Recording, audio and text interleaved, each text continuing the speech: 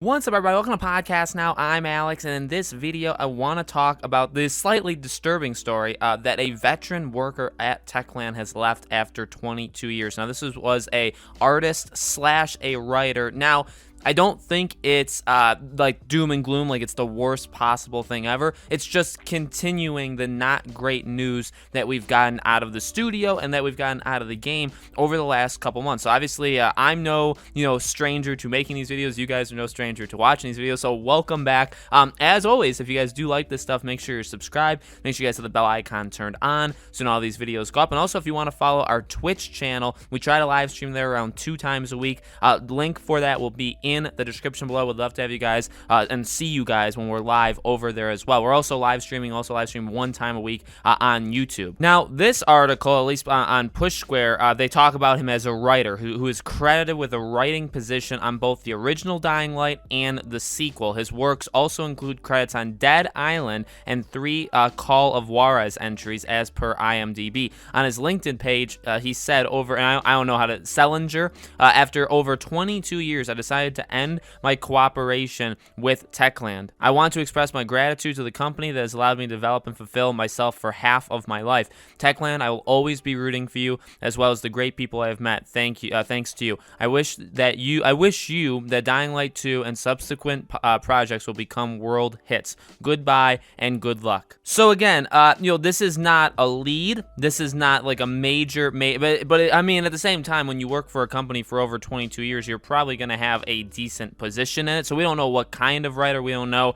if they have a chart in their office, right, that kind of ranks the writers in terms of most importance. But also remember the writer, that one of the lead writers was fired for Dying Light 2. I think the main writer, because of certain allegations that we won't really get into. But again, like I don't know, this game, there are positives, because remember, right before Christmas, right before I guess like the New Year's, they had said get ready for 2021. Now again, that can mean anything. That could mean late 2021. That could mean the game releases in 2021. That means the game could re-emerge and they could just show new stuff in 2021. It doesn't. They don't really say. But it's just, for every good thing, there's a bad thing, and most times for every bad thing, there's only bad things. There are no good things. So here's the deal. People leave companies all the time, okay? You look at even some of the most successful and the biggest and the ones that people look to sometimes as like just, as kind of the gold standard, even like a Naughty Dog. So Naughty Dog is a good example. Now, no matter what you think about The Last of Us Part 2, okay, that kind of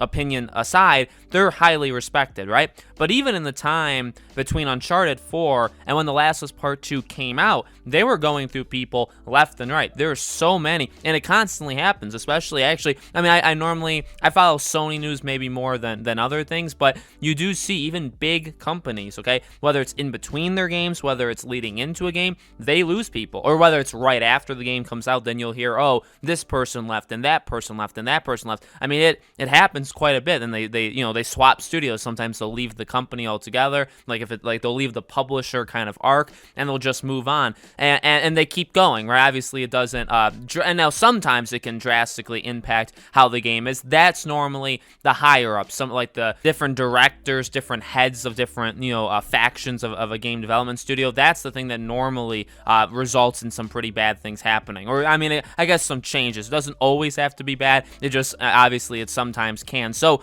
this isn't the biggest deal in the world. It's just that we got nothing for a long time, then we got kind of negative news, then we got nothing for another very, very long time, and then we get somewhat, at least like, hey, look forward to next year, because like finally, finally we're coming, or and like I wouldn't even say we're coming out, like we're just gonna show ourselves, however they meant that. So we get that positive news, which is good, and then the next big thing, which is, you're seeing it on Twitter, different articles are being written about it. This is becoming kind of a bigger thing, and so while he, as far as we know, wasn't the most high up person on their payroll, he did work there for 22 years and he's leaving. Again, the project could be almost done, and maybe this is able to happen. I don't know. None of us really knows. Hopefully this is the year. Hopefully this is the year Dying Light 2 releases. I mean, I would love to see it, and I want to see it. I think we're at the point where like this game needs to not just reemerge and show itself again, but it really does need to come out relatively soon. Again,